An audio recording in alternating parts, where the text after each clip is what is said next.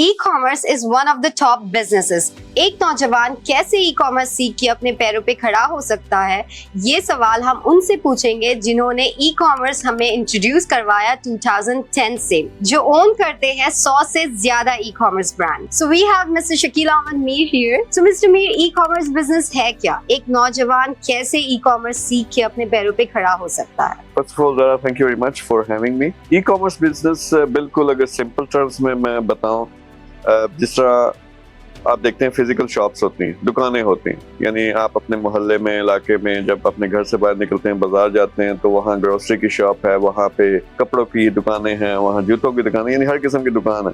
तो ये दुकान जो है उस पे जो बिजनेस हो रहा है उसको कॉमर्स कहते हैं। Okay. इसी बिजनेस को जब उठा के आप इंटरनेट पे ले जाते हैं, ऑनलाइन ले जाते हैं, तो दैट्स ई कॉमर्स। तो अब इसमें सर्टेन डिफरेंसेस हैं।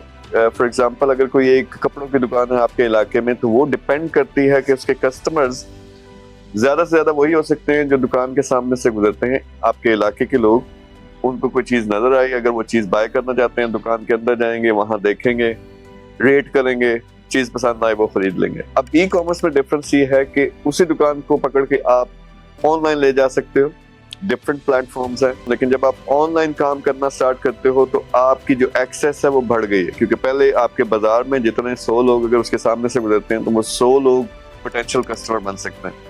लेकिन ई कॉमर्स के जरिए आप पूरे पाकिस्तान को दिखा सकते हो। आप इवन पाकिस्तान में बैठ के अमेरिका में बिजनेस कर सकते हो, तो millions and even billions of potential customers की आपके पास एक्सेस आ जाती है। तो सिंपल कॉमर्स, ऑनलाइन कॉमर्स करने को ई कॉमर्स कहते हैं। अगर आप भी ऐसे AI कोर्सेज सीखना चाहते हैं तो अभी रजिस्टर करें hope2skills.com।